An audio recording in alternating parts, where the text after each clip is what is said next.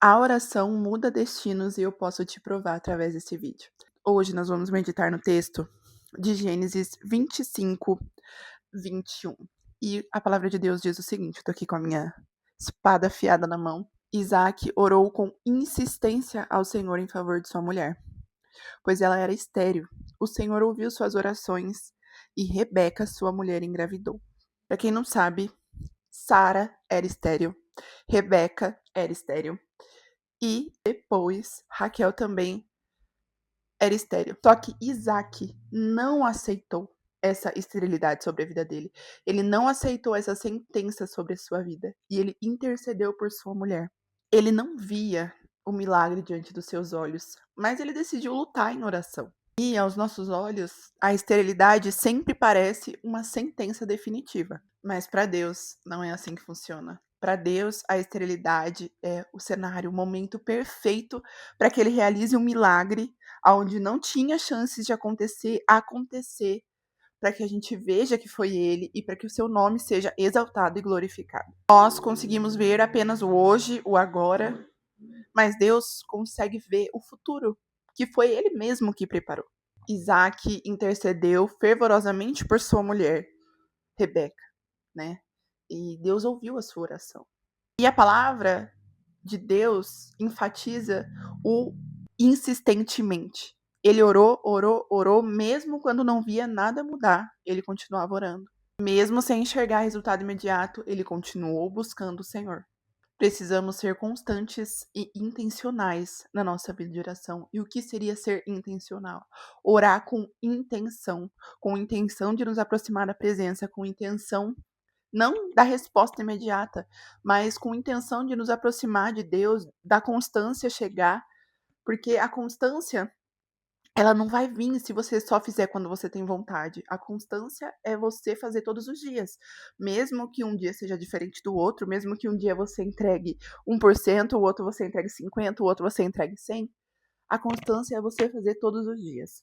Né? É melhor você fazer 1% todo dia do que 100% um dia só. Eu sempre falo essa frase porque é uma frase que me define muito nos últimos tempos.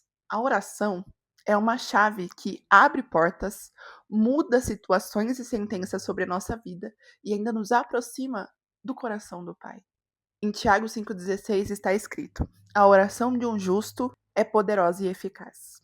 Ou seja, aquele que é justo diante de Deus, aquele que teme a Ele, aquele que é fiel, que é obediente, Deus escuta as suas orações. Pode ser que agora você pense, Deus está em silêncio, mas Deus não usa só uma forma para falar com a gente, ele usa várias. Talvez ele esteja tentando te mostrar de outra forma, tentando te ensinar a ter constância. Por isso, muitas vezes, o silêncio. Mas Deus não fica em silêncio. Igual eu disse, ele pode falar de outras formas e a gente não tá escutando. Tenho certeza que ele só não tá falando sobre esse assunto específico que tá aí queimando no seu coração, mas sobre outras coisas ele tem falado, sobre outras coisas ele tem te mostrado o caminho. Talvez só não seja o tempo certo da resposta que o seu coração deseja ainda. Independente do que você esteja enfrentando, ora com fé, ora com fervor, ora com perseverança. Deus vai te escutar. Deus vai te dar a resposta. Mas dele tem que vir a sua resposta. Não faça nada na força do seu próprio braço. Ora. O que está nas suas mãos agora é orar. Orar e orar. Sobre ele, sobre Rebeca, sua mulher, existia uma sentença, a esterilidade. Mas ele não aceitou aquilo sobre sua casa. Ele falou: não, eu vou buscar no Senhor. Eu vou buscar no Senhor o único que pode mudar a minha realidade. Eu vou buscar nele. Eu vou buscar, eu vou orar, porque Deus é o que muda a realidade. Somente ele pode mudar a minha realidade nesse momento. E ele permaneceu em oração até que viu Deus mudar o cenário diante dos seus olhos. E a oração, além dela mudar as circunstâncias, mudar o cenário, mudar o que a gente vê com os nossos olhos, ela também nos sustenta enquanto a gente espera para que as promessas de Deus se cumpram. Meu irmão, minha irmã, eu sei o quanto é difícil a espera, porque faz um bom tempo que eu tô na espera, mas Deus tem me sustentado nesse tempo, e glória a Deus, eu creio que em breve eu vou trazer o testemunho para vocês. Mas, assim, a oração, o jejum, disciplinas espirituais é o que nos ajuda a sustentar o tempo da promessa. Porque a nossa carne, gente, quer tudo no nosso tempo. E quando a gente não vê, a gente quer desistir, a gente não quer andar para frente, a gente quer retroceder. E a palavra de Deus fala que Deus não tem prazer naqueles que retrocedem. A gente não pode querer voltar ao passado, a gente quer acessar a gente tem que acessar o futuro, a gente tem que acessar as promessas de Deus sobre a nossa vida. Também na palavra de Deus, tenho certeza que vocês já escutaram essa história.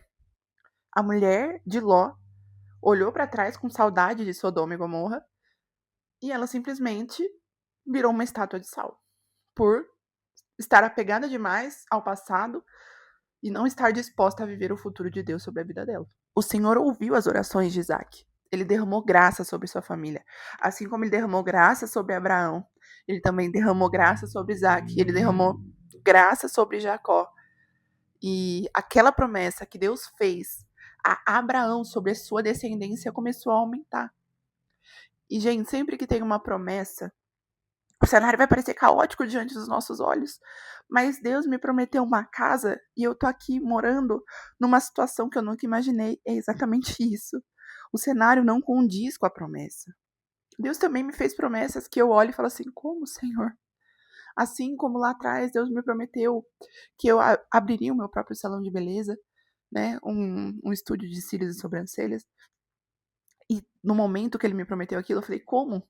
Se eu nem estava atendendo, eu estava trabalhando para outra pessoa, um salão de outra pessoa. A situação estava caótica. Mas assim, foi acontecendo. Teve seu tempo determinado, teve seu tempo determinado. Mas foi acontecendo, sabe?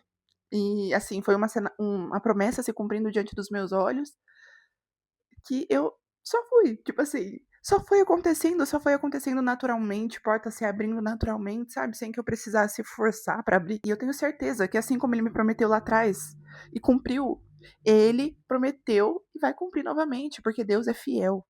Deus é fiel. Amém. Deus não deu a Isaac apenas um filho, mas dois. No ventre de Rebeca estavam duas nações. Vocês têm noção de quanto isso é poderoso? Duas nações ela carregava. Então a promessa de Deus foi restituída em dobro na vida dela. O que Deus deu a ela foi uma bênção em dobro. E aquilo que aos olhos do homem parecia esterilidade, na verdade, ela estava carregando um propósito geracional. A bênção para aqueles que temem a Deus, para aqueles que são obedientes, para aqueles que esperam verdadeiramente, orando, jejuando, se consagrando, obedecendo, é em dose dupla. Deus tem falado muito comigo sobre restituição. E a gente não pode pregar sobre o que a gente não vive. Mas assim, eu creio que Deus não me deu essa palavra à toa. Até porque eu tô esperando assim como você. Mas a gente tá aqui junto, permanecendo. Permaneça, tá? Permaneça. Continue orando, continue buscando, continue se entregando com intenção. Continue crendo, porque a oração muda destinos.